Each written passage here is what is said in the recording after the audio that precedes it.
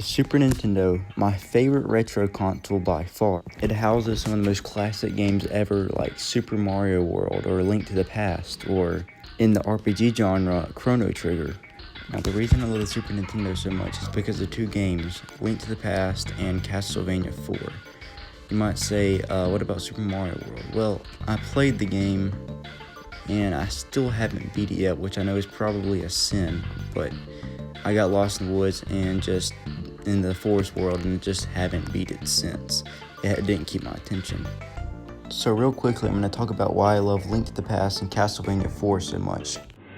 Link to the Past is an action-adventure game made pretty early in the SNES's lifespan.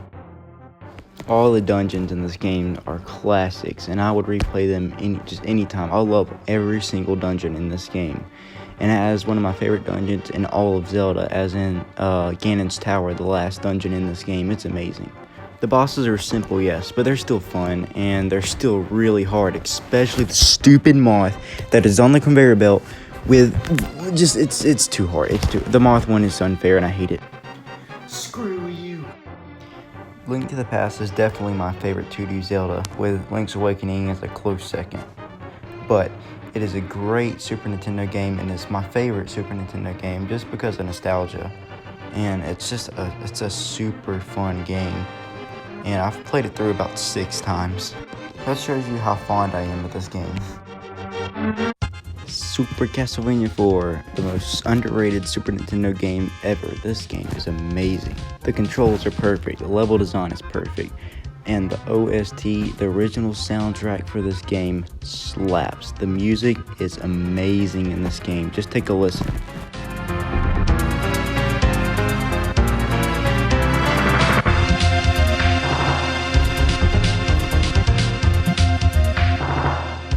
Every single song in this soundtrack is amazing, and I would highly recommend listening to it. All the level design in this game is spot on from start to finish, and I thought it was the best platformer to ever hit the Super Nintendo. And also, just like Link to the Past, I played this one multiple times, and I was like, this is the magnum opus of Super Nintendo platformers. Boy, was I wrong. It's definitely Rocky Rodent. I kid. Now for the main topic of the video. Now, I've played Donkey Kong Country my whole life. Not the old ones, but Donkey Kong Country Returns and Donkey Kong Country Tropical Freeze were big parts of my childhood. And I still revere Donkey Kong Tropical Freeze as one of the best Nintendo-made platformers ever. I don't know why I never tried before on Nintendo Switch Online these games. Until recently, I started watching this YouTuber named Stale Karma, and he was talking good about Donkey Kong Country 2. So like, okay, I might try it. So then I watched another review from King K about the game, and that really sold me on this game. But I wanted to play the first one before the second to get like a feel of the game, and just to go chronologically. Donkey Kong Country 1 is a revolutionary game for its time. Its graphics are so good for 1994, and it paved the way for the N64 graphics. Its controls are buttery smooth, and the level design is pretty good for the most part. My biggest problem with this game comes from its unfairness. Like, you won't be able to see an enemy off stage, but it'll still be there, and it'll just be speeding through the level, and you hit the enemy and die. Granted, you could do this on the Switch version. Come on, yes! So yeah, the gameplay can be unfair sometimes, especially in the Snow Barrel Blast level. That level is from the pits. Then you have Epilepsy, the level, Blackout Basement. It's a very good level, but it is super unfair because the lights keep flickering on and off.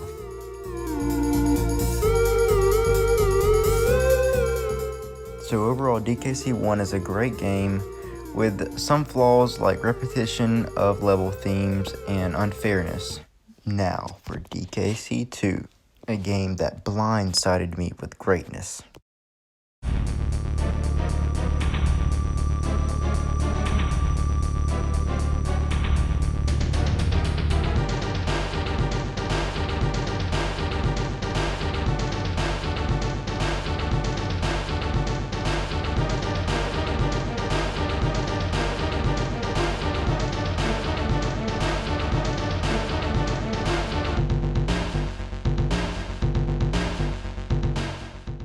So DKC 2 has a simple story, just Donkey Kong got captured by King K. Rool, my Smash main by the way, and Diddy and his girlfriend Dixie have to save him.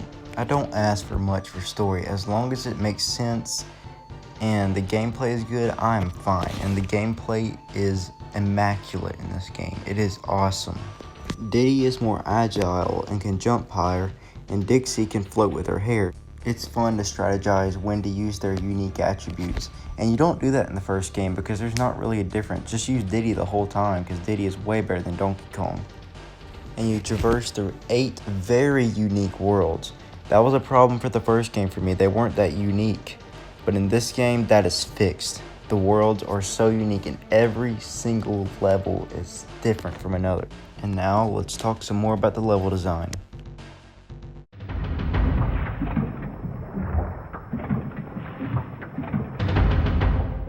Now, Tropical Freeze is a very great game with amazing level design and some of the best in Nintendo history. And do I think DKC 2 has better level design than this one? In a platformer, level design is key to have a good game. If you don't have good level design, you don't have a good game. In platformers it is. In RPGs, you can get away with it. But in platformers, you need good level design. And Donkey Kong Country 2 excels in its level design. I already talked about how the controls in this game are perfect, and when you add good platforming to it, it makes the game so much funner. And all these gimmicks for the levels are so fun. Like the one on screen right now is a level where the wind pushes you, and when the wind is on your side, you can make some crazy big jumps. This game actually has a really fun water level, and the reason I'm bringing up a specific level, even though it's not my favorite one, is because it actually made a water level very fun. So there's a gimmick of hitting the seal before you go into the water, because the water is lava, and it turns it back cold, and you just get to swim around. It's really cool and very frantic. New Super Mario Brothers, take note, because your water levels are garbage. But you know what they say, with every good water level, you have a trash one, and there's this level, which gives me a headache. It is dark, and there's only one light, and when you turn, it gives you seizures.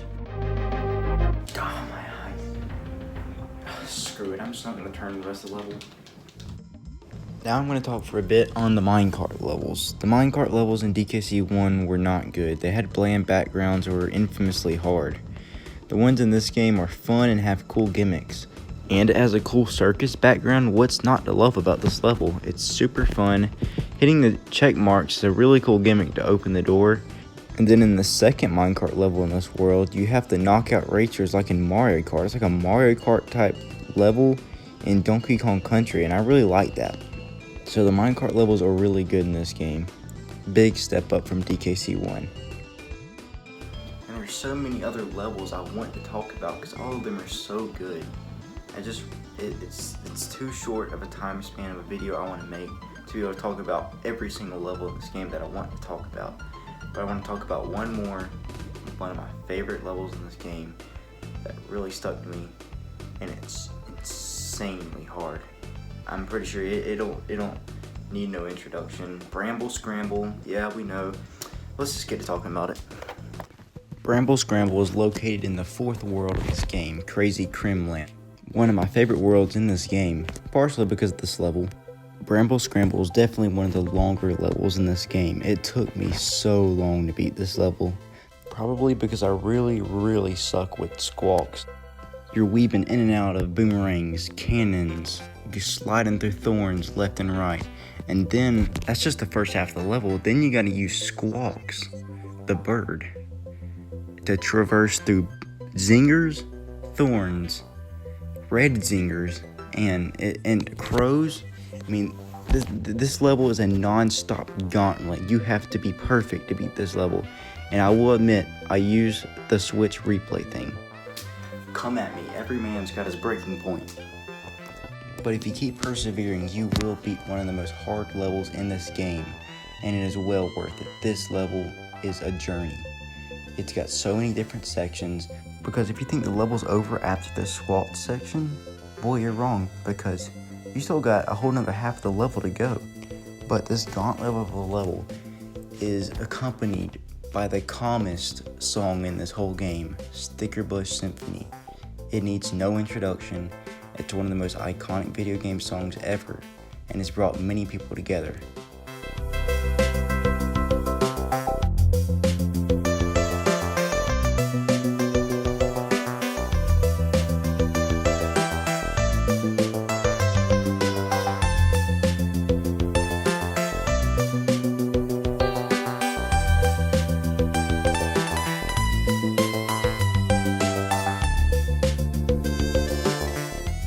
I know I'm not talking about the soundtrack yet, but my lord, this song is so good. And it is so good. On YouTube, there is this video that has like 6 million or so views, and it doesn't even have a title, it just gets recommended to you. It's just listening to Stickerbush Symphony, and people in the comments like tell their life stories. It's crazy how this song brings people together. Everything from the level design to the music to the difficulty makes this one of my favorite levels in this game, and that's why I chose to talk about this one than some of the other ones, because this one just stuck with me. I will never forget Bramble Scramble. So yeah, I like these games' levels. They're amazing. There's some levels I also didn't talk about that I didn't really like. Like, I did talk about the water level I didn't like, but the honey levels I didn't really care for. They look good, but I didn't really care for the gimmick. Anyways, let's move on to the soundtracks. I got a lot to say about that too.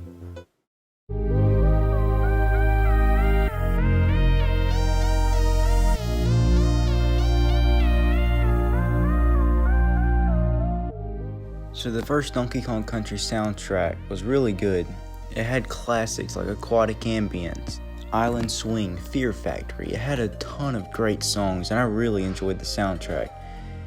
But it also had the cave music, and it also had the temple music. You see, this wouldn't be a problem if half the levels in the game weren't cave levels and temple levels, but they kinda are. And this game was co-composed by David Wise and Evelyn Fisher. David Wise composed all the classics, and Evelyn Fisher made the subpar cave and temple music, which I know this is subjective, but David Wise made the better songs. And when DKC 2 came around, they're like, go wild, David, do them all. And that he did. He composed every single song for DKC 2, and it definitely shows. Besides DK Tropical Freeze, this has to be his best work. He outdid himself on this one.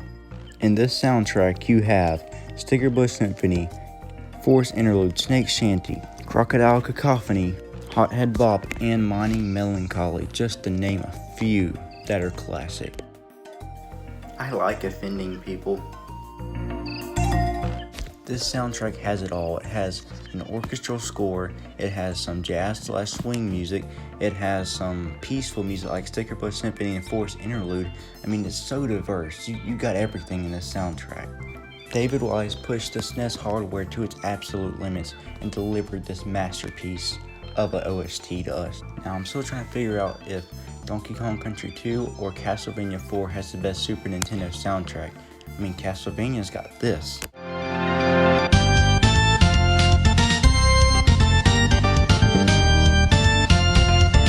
But DKC 2 has this.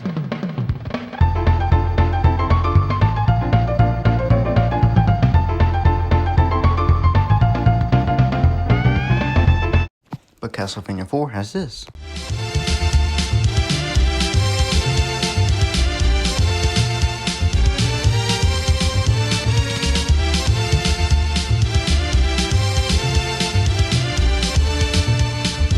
DKC 2 has the better song of any other games. Like Stickerbush Symphony is better than anything in Castlevania 4. I'm not going to give it to DKC 2. I'm going to give it to Castlevania 4 because the nostalgia and the music just slaps. So Castlevania 4 wins the OST battle, but still DKC 2 has an amazing soundtrack and one of the best on the Super Nintendo by far. It's amazing. It's just amazing. I just have a deep connection with Castlevania 4 soundtrack, so.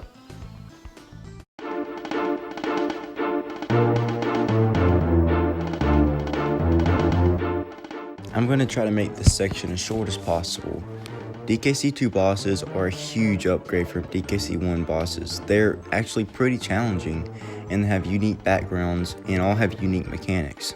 DKC 2 bosses are nothing really to write home about. They're super fun, but they're just not that hard, and they're nothing compared to the Donkey Kong Country Tropical Freeze bosses. Those bosses are amazing.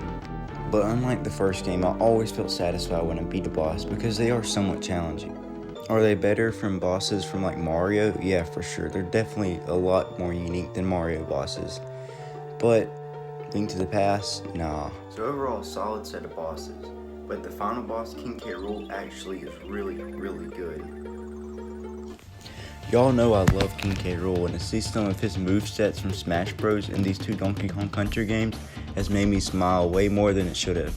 In Donkey Kong Country 1, you had the Crown Boomerang, and in this game, you got the Sock.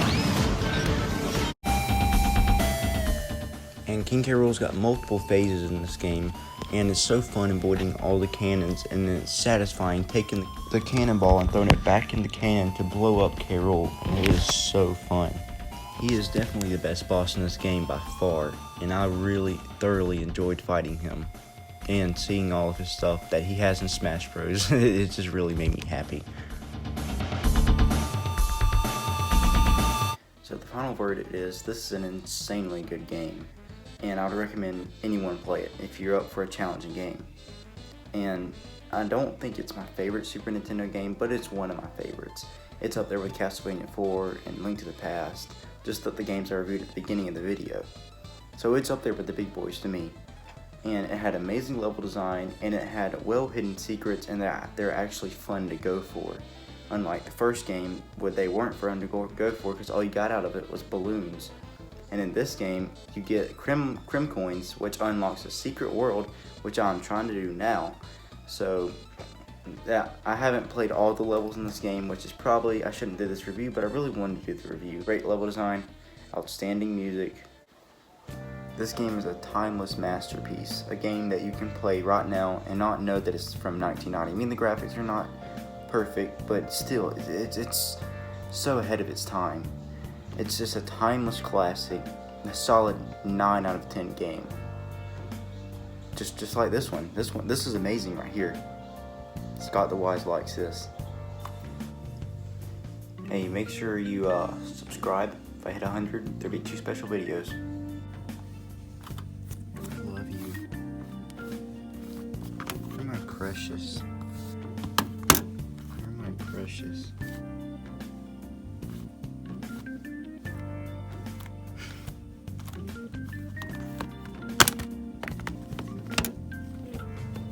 Oh no, my game is gone.